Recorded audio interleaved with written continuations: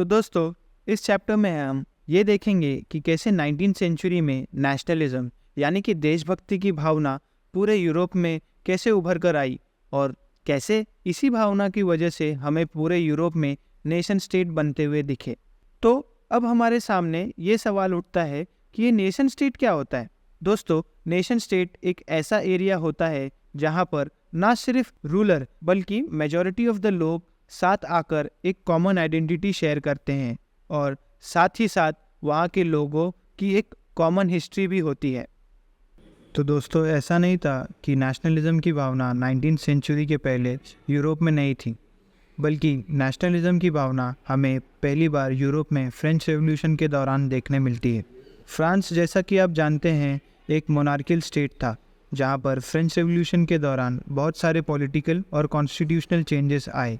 French revolution की वजह से अब जो डिसीजन मेकिंग पावर थी वो मोनार्की या राजा से हटकर अब लोगों के पास आ गई थी। इस रेवोल्यूशन की शुरुआत से ही लोगों ने बहुत सारे मेजर्स और एफर्ट्स लिए थे जो कि लोगों के अंदर एक कलेक्टिव आइडेंटिटी को बनाए रखने के लिए मदद करे। फर्स्ट, फ्रांस के लोगों के पास अब अपना एक खुद का कॉन्स्टिट्यूशन था जिसके अंदर सभी को इक्वल राइट्स दिए गए थे। राजा के रॉयल स्टैंडर्ड फ्लैग को अब लोगों ने न्यू ट्राई कलर फ्लैग से रिप्लेस कर दिया था। स्टेट जनरल को रीनेम करके नेशनल असेंबली डिक्लेयर कर दिया था। लोग देशभक्ति के गीत गाने लगे और सभी लोग जो फ्रांस को आज़ाद करने में शहीद हुए थे उनको याद करने लगे। फ्रांस में अब एक सेंट्रलाइज्ड एडमिनिस्ट्रेटिव सिस्टम था जो सभी के लिए यूनिफॉर्म लॉज बना रहा था। इंटरनल कस्टम ड्यूटीज़ और ड्यूज़ को एबॉलिश कर दिया गया और उसकी जगह एक यूनिफॉर्म सिस्टम ऑफ वेट्स और मेजर्स को अडॉप्ट किया गया। रीजनल डायलेक्ट्स और बाकी तरह तरह की भाषाओं को फ्रांस में अब नहीं बोला जा रहा था। फ्रांस के कैपिटल पेरिस में फ्रेंच लैंग्वेज बोली जा रही थी जो कि नेशन की एक कॉमन लैंग्वेज बन गई।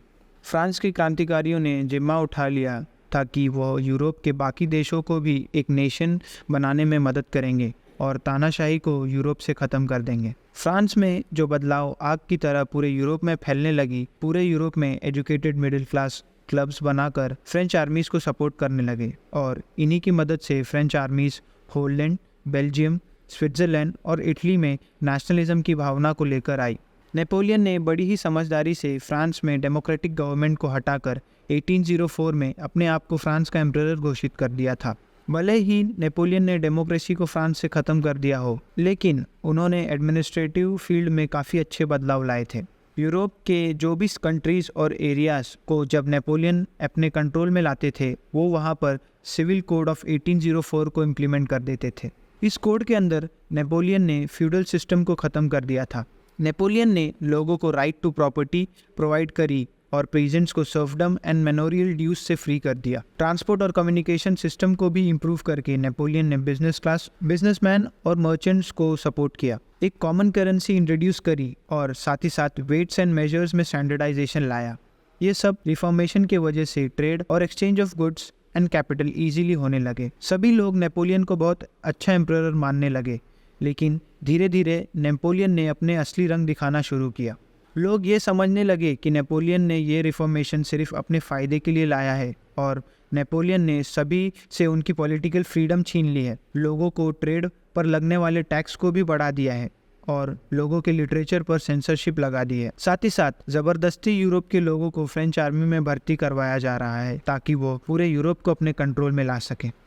नेपोलियन ने फ्रेंच रेवोल्यूशन के बाद लोगों के अंदर की नेशनलिज्म की भावना को तलवार बनाकर पूरे यूरोप को कैप्चर करना चाहा, पर जैसा कि हम जानते हैं कि लोहा ही लोहे को काटता है, वैसे ही नेपोलियन की नेशनलिज्म की तलवार को मोनार्कीज और कंजर्वेटिव्स ने कल्चरल नेशनलिज्म से काटा। और हम इस चैप्टर में देखेंगे कि कैसे कल्चर और लैंग्वेज के बेसिस पर पूरे यूरोप में नेशन स्टेट्स बनते दिखे।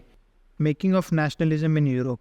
तो दोस्तों, अगर हमें नेशनलिज्म इन यूरोप को अच्छे से समझना है तो हमें इन दोनों ही शब्दों को यानी कि नेशनलिज्म और यूरोप कॉन्टिनेंट को अच्छे से समझना होगा। नेशनलिज्म एक मल्टी डायमेंशनल कंसेप्ट है जिसको हमें समझने के लिए उसके डेफिनेशन और कुछ प्रिंसिपल्स को समझना होगा। तो आइए हम नेशनलिज्म और नेशन स्टेट की डेफिनेशन को समझते हैं। Nationalism is a belief that once greatest loyalty should not be to the king और an empire but to a nation of a people who share a common culture and history. When the nation has its own independent government, it becomes a nation state. अगर हम nationalism के basis and origin को समझने की कोशिश करें तो हमें 3 प्रिंसिपल्स के अकॉर्डिंग नेशन स्टेट बनते हुए दिखेंगे। पहला, प्रिमॉर्डियलिज्म। तो दोस्तों, प्रिमॉर्डियलिज्म के हिसाब से नेशन स्टेट एक नेचुरल फिनोमेना है। एक नेशन जो शुरुआत से ही बहुत सारे कॉमन फैक्टर्स की वजह से यूनाइटेड है, example France, Spain, Portugal etcetera. इन सभी देशों में आपको बहुत सारी चीज़ें कॉमन मिल जाएगी जिसकी वजह से वो आगे चलकर नेशन स्टेट में आसानी से बन गए। दूसरा, एथनो सिम्बोलिज्म। इस प्रिंसिपल के हिसाब से नेशन स्टेट हमें कॉमन सिंबल्स, हिस्ट्री और कल्चर एंड लैंग्वेज शेयर करने वाले लोगों को जोड़कर बनते हुए दिखते हैं। तीसरा, मॉडर्निज्म। इस प्रिंसिपल के हिसाब से नेशन स्टेट का बनना एक मॉडर्न फिनोमेना है जो कि मॉडर्न वैल्यूज़ जैसे कि फ्रेटर्निटी, लिबर्टी, इन सभी को एक्सेप्ट करे। और दोस्तों, ये वीडियो के ख़त्म होते आप दुनिया के सारे ही नेशंस को इन 3 कैटेगरीज में डाल सकेंगे। पर अगर हम 18th सेंचुरी के यूरोप के मैप को देखें तो हमें कोई भी नेशन स्टेट नहीं दिखेंगे। जो भी हम आज जानते हैं जैसे कि जर्मनी, इटली और स्विट्ज़रलैंड, ये सारे ही कंट्रीज या तो किंगडम, डचीज या कैंटोन्स हुआ करते थे जिनके रूलर के पास अपनी अपनी टेरिटरीज हुआ करती थी। ईस्टर्न और सेंट्रल यूरोप को अगर हम देखें तो वहाँ पर ऑटोक्रेटिक मोनार्की थी जहाँ पर तरह तरह के भाषा और कल्चर को फॉलो करने वाले लोग रहते थे। आप इस वीडियो को रुका कर देख सकते हैं कि यूरोप में कितनी तरह तरह की भाषा और कल्चर को फॉलो करने वाले लोग एक ही किंगडम के अंदर रहते थे। तो दोस्तों, सवाल ये उठता है कि इतने तरह तरह के कल्चर और लैंग्वेज बोलने वाले लोगों के बीच में एक साथ होकर देशभक्ति की भावना इनके अंदर कैसे आई और आगे चलकर यही देशभक्ति की भावना की वजह से नेशन स्टेट कैसे बने। तो इसके लिए हमें यूरोप की सोसाइटी को समझना होगा। तो दोस्तों, 1800 में यूरोप में 3 फोर्सेस स्ट्रगल कर रही थी पावर हासिल करने के लिए। First, liberals. तो दोस्तों, liberals new middle class businessman और ट्रेडर्स हुआ करते थे जो कि इंडस्ट्रियलाइजेशन की वजह से अमीर हुए थे। ये लोग गवर्नमेंट में अपना रिप्रेजेंटेशन चाहते थे और इनके अनुसार ऑटोक्रेसी और सभी क्लर्जिकल प्रिविलेजेस को ख़त्म कर देना चाहिए और यूरोप में पार्लियामेंट्री फॉर्म ऑफ गवर्नमेंट को एस्टैब्लिश करना चाहिए। नेशनलिज्म की भावना इन्हीं लोगों के बीच में बहुत पॉपुलर हुई क्योंकि इन्हें पॉलिटिकल और इकोनॉमिक लिबर्टी चाहिए थी।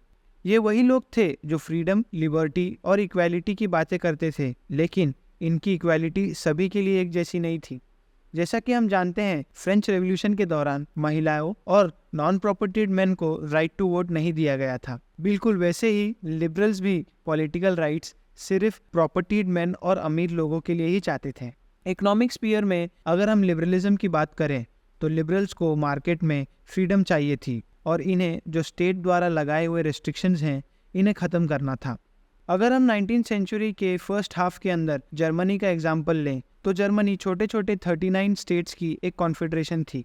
इन सभी के पास अपनी अपनी खुद की करेंसीज और वेट्स एंड मेजर्स का सिस्टम हुआ करता था। अगर एक व्यापारी को जो 1833 में हैम्सबर्ग से न्यूरेमबर्ग ट्रैवल कर रहा हो तो उसे 11 कस्टम बैरियर्स पे करने होते थे और साथ ही साथ 5% की कस्टम ड्यूटी पे करनी पड़ती थी। ऐसी सब परिस्थिति के कारण जर्मनी और यूरोप के सेंट्रल पार्ट के बाकी देश इकोनॉमिक ग्रोथ नहीं कर पा रहे थे और जो नए बिजनेसमैन और मिडिल क्लास मर्चेंट्स थे इन्हें अपने व्यापार को बढ़ाने में दिक्कतें आ रही थी। तो दोस्तों, ऐसा नहीं था कि इन सब परेशानियों के लिए इन्होंने मिलजुल कर कुछ किया नहीं, बल्कि इन सभी ने 1834 में प्रूशिया और जर्मन के ज्यादातर स्टेट्स ने मिलकर एक कस्टम यूनियन बनाया जिनका नाम उन्होंने ज़ोल्वेरिन रखा।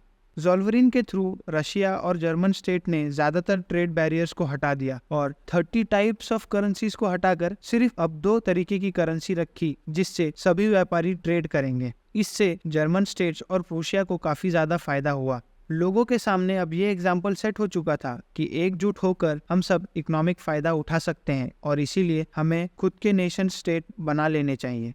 तो यूरोप में दूसरे टाइप के जो लोग थे जो पावर के लिए स्ट्रगल कर रहे थे वो थे रेडिकल्स। ये वो लोग थे जो फ्रेंच रेवोल्यूशन से इंस्पायर थे और ये यूरोप की सोसाइटी को पूरे ही तरीके से बदलना चाहते थे। रेडिकल्स मोनार्की को एकदम से हटाकर उसकी जगह रिपब्लिक गवर्नमेंट एस्टैब्लिश करना चाहते थे जहां पर समाज के सभी लोगों को प्रॉपर रिप्रेजेंटेशन मिले और लिबर्टी, इक्वालिटी, फेटर्निटी जैसे राइट्स पर देश के कॉन्स्टिट्यूशन बने। और तीसरे थे एरिस्टोक्रेसी और कंजर्वेटिव्स। एरिस्टोक्रेसी पूरे यूरोप कॉन्टिनेंट में सोशली और पॉलिटिकली बहुत ही डोमिनेंट क्लास थी। एरिस्टोक्रेसी वाले लोग हाई स्टैंडर्ड ऑफ लिविंग और बहुत सारी प्रॉपर्टीज ओन किया करते थे। ये लोग सिर्फ फ्रेंच भाषा का ही इस्तेमाल करते थे और इनके फैमिली आपस में मैरिजेस के थ्रू कनेक्टेड रहती थी।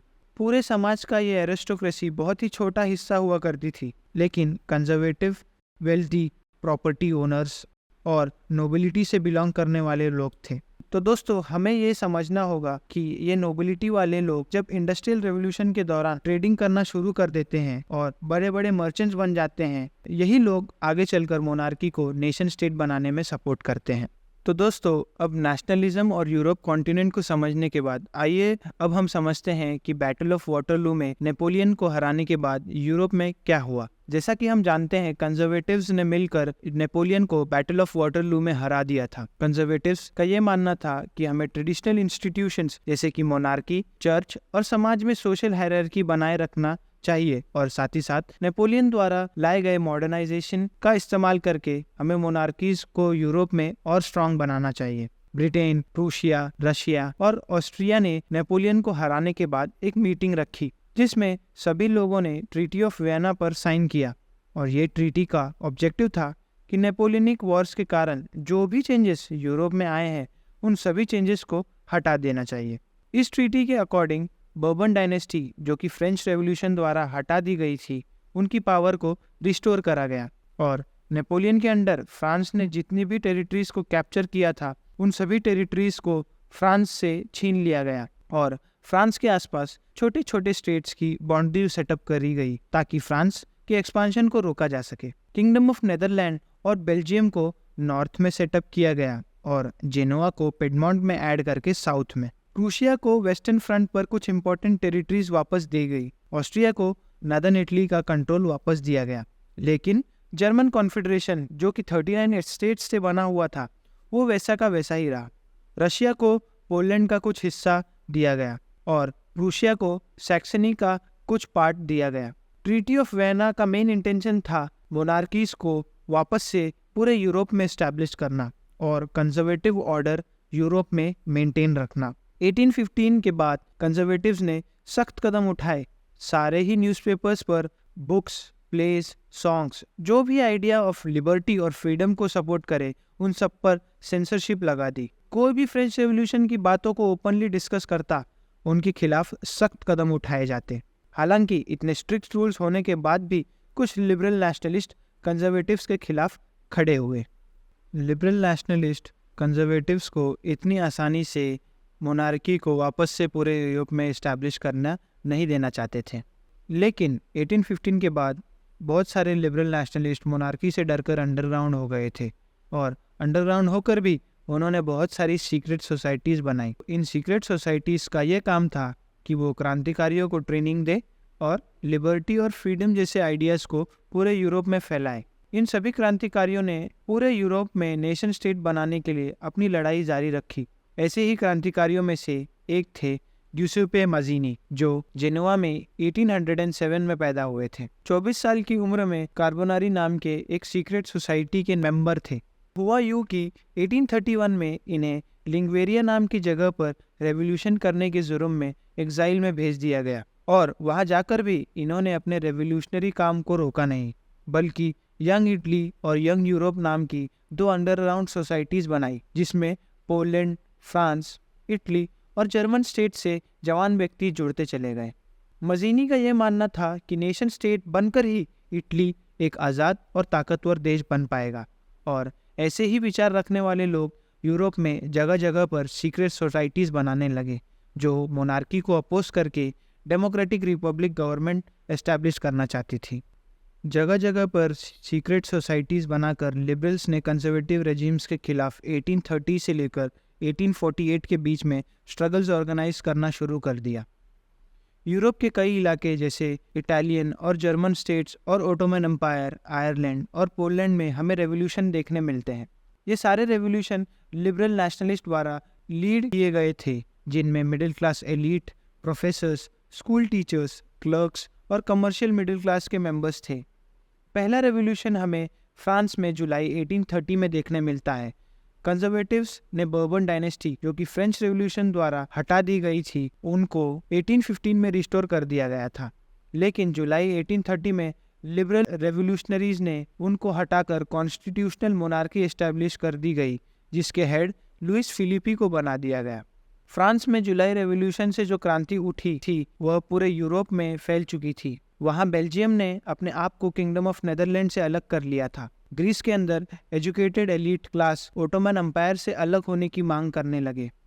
उनका यह कहना था कि ग्रीस का कल्चर ओटोमन एम्पायर, जो कि एक मुस्लिम एम्पायर है, उनसे काफ़ी अलग है, इसलिए हमें अपना एक अलग नेशन स्टेट मिलना चाहिए। 1821 में ग्रीस ने ओटोमन एम्पायर के खिलाफ स्ट्रगल शुरू कर दिया और इन्हें वेस्टर्न यूरोपियन से मदद भी मिली। इंग्लिश पोएट लॉर्ड बायरन ने ग्रीस को पैसे और हथियारों से मदद करी, लेकिन 1824 में उनको बुखार होने के कारण उनकी मौत हो गई। उनके जाने के बाद भी कई सालों तक ओटोमन एम्पायर के खिलाफ ग्रीस ने जंग छेड़ी रखी और उसका नतीजा ये निकला कि 1832 में ट्रीटी ऑफ कॉन्स्टेंटिनोपल ने ग्रीस को एक इंडिपेंडेंट नेशन रिकॉग्नाइज किया। जहां एक तरफ 1830s में लिबरल नेशनलिस्ट पूरे यूरोप में रेवोल्यूशन ला रहे थे और रेवोल्यूशनरी थॉट स्प्रेड कर रहे थे, उसी समय यूरोप की आम जनता इकोनॉमिक हार्डशिप से गुजर रही थी। यूरोप के ज़्यादातर कंट्रीज़ के लोग एम्प्लॉयमेंट पाने के लिए रूरल एरियाज से अर्बन एरियाज में माइग्रेट कर रहे थे। इसी के कारण शहरों में स्लम्स की तादाद बढ़ने लगी और साथ ही साथ जो छोटे लेवल पर टेक्सटाइल प्रोडक्शंस में जो मर्चेंट्स इन्वॉल्व थे, उनको इंग्लैंड से आए हुए मशीन से बने हुए प्रोडक्ट्स का कंपटीशन झेलना पड़ रहा था। और यूरोप में जहाँ पर भी एरिस्टोक्रेसी की स्ट्रांग पकड़ थी, वहाँ पर पीजेंट्स को फ्यूडल ड्यूज और तरह तरह के टैक्सेस परेशान कर रहे थे। और इसी सब के बीच अगर किसी साल फसल खराब हो जाती तो ग्रेन्स के प्राइस और भी बढ़ जाती। कुछ ऐसी ही परिस्थिति हमें 1848 में देखने मिलती है, जहाँ पर फूड शॉर्टेजेस और बेरोजगारी की वजह से पेरिस की जनता रोड पर आ गई और लुइस फिलिपी, जो उस समय के पेरिस के हेड थे, उन्हें मजबूरन पेरिस छोड़कर भागना पड़ा। वहाँ की जनता ने नेशनल असेंबली का गठन किया और एक रिपब्लिक डेमोक्रेसी फ्रांस में एस्टैब्लिश करी, जहाँ पर मेल्स को वोटिंग राइट्स दिए गए जो भी 21 ईयर्स के ऊपर थे। तो दोस्तों, जैसे ही फ्रांस में मोनार्की को हटाकर रिपब्लिक गवर्नमेंट एस्टैब्लिश करी गई, इसका फायदा उठाकर Germany, Italy, Poland, Austro Hungarian empires, ये सारे ही एम्पायर्स के मिडिल क्लास एजुकेटेड वाले लोगों ने कॉन्स्टिट्यूशनलिज्म के बेसिस पर नेशनल यूनिफिकेशन की डिमांड रखना चालू कर दी। इन्होंने बढ़ती क्रांति का फायदा उठाकर एक पार्लियामेंट्री फॉर्म ऑफ गवर्नमेंट की मांग करी, जिसमें constitution, freedom of press and freedom of association सभी जनता को मिले और साथ ही साथ नेशन स्टेट कॉमन कल्चर और लैंग्वेज के बेसिस पर बनाए जाएं। जर्मनी के कुछ रीजन्स में लोगों ने पॉलिटिकल एसोसिएशंस बनाए, जिनके अंदर मिडिल क्लास प्रोफेशनल्स, बिजनेसमैन और प्रॉस्परस आर्टिस्टियंस लोगों ने मिलकर फ्रैंकफर्ट सिटी में ऑल जर्मन नेशनल असेंबली के लिए वोटिंग करी। 18 मई 1848 में 831 इलेक्टेड रिप्रेजेंटेटिव्स ने फ्रैंकफर्ट पार्लियामेंट, जो कि सेंट पॉल चर्च में बनाई गई थी, वहाँ पर इन लोगों ने एक कॉन्स्टिट्यूशन ड्राफ्ट किया, जिसके अंदर एक जर्मन स्टेट की बात करी गई और ये स्टेट के हेड मोनार्की होंगे और उनकी पावर को पार्लियामेंट द्वारा कंट्रोल किया जाएगा। जब ये ऑफर उन्होंने प्रूशिया के राजा फ्रेडरिक विलियम 4 को दिया, तो उन्होंने ये ऑफर को रिजेक्ट कर दिया और वो बाकी मोनार्कीज के साथ जुड़कर ये असेंबली को अपोज करने लगे। असेंबली के अंदर भी बिजनेसमैन, मर्चेंट्स थे, वो वर्कर्स और आर्टिसंस की डिमांड को एक्सेप्ट नहीं कर रहे थे। इन सभी के कारण ये असेंबली को डिसॉल्व करना पड़ा। इन सभी के बीच में महिलाएं अपने पॉलिटिकल राइट्स की लड़ाई लड़ती रही। वुमेन्स ने अपने खुद की political associations, newspapers, political meetings और तरह तरह के डेमोन्स्ट्रेशंस कर अपने अधिकारों के लिए लड़ना जारी रखा। पर इन सब के बाद भी औरतों को वोटिंग राइट्स नहीं मिले और जो Frankfurt Parliament Saint Paul Church में बनी थी, वहाँ पर वुमेन्स को सिर्फ विजिटर्स गैलरी में एज ऑब्जर्वर्स बुलाया गया। तो दोस्तों, कंजर्वेटिव्स और लिबरल्स के बीच ये जो सालों से चली आई खींचातानी से कंजर्वेटिव्स और मोनार्की को इतना तो समझ आ गया था कि हम यूरोप में वापस से ऑटोक्रेटिक रूल इस्टेब्लिश नहीं कर पाएंगे, जिसमें मोनार्की के पास सारी पावर हो, पर हमारे पास ये साइकिल्स ऑफ रेवोल्यूशन को रोकने का सिर्फ एक ही रास्ता बचता है। हमें लिबरल नेशनलिस्ट की मांगों को एक्सेप्ट करना होगा। इसीलिए 1848 में ऑटोक्रेटिक मोनार्की जो कि सेंट्रल और ईस्टर्न यूरोप में थी, उन्होंने धीरे धीरे बदलाव लाना शुरू कर दिया, जो कि वेस्टर्न यूरोप में ऑलरेडी आ चुके थे। बॉन्डेड लेबर को हैब्सबर्ग्स डोमिनियन और रशिया से अबॉलिश कर दिया गया और हैब्सबर्ग्स के रूलर ने हंगेरियंस को ज़्यादा ऑटोनॉमी दी। मोनार्कीज और कंजर्वेटिव्स ने कल्चरल डिफरेंसेस को समझना शुरू कर दिया और लिबरल्स और आम जनता को थोड़ी सहूलियत देना शुरू कर दिया।